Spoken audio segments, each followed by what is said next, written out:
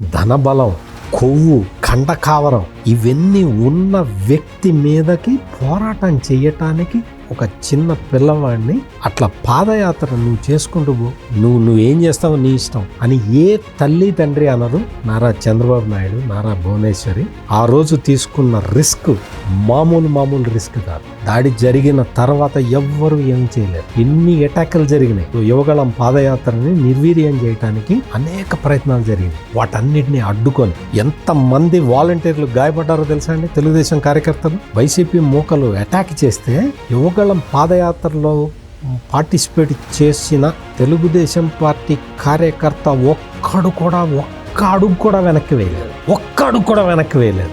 లోకేష్ని ఎట్లా కాపాడుకున్నారంటే అందుకనే భువనేశ్వర్ వచ్చి వాళ్ళతోటి డిన్నర్ చేసి చెప్పి, మీరు నా కొడుకుని కాదు, మీరు ఆంధ్రప్రదేశ్ ఒక నాయకుడిని మీరు కాపాడుకున్నారని చెప్పిందాం. అంటే అంత రిస్క్ తీసుకునే నేచరు జగన్మోహన్ రెడ్డికి లేదు, లోకేష్ కుమార్.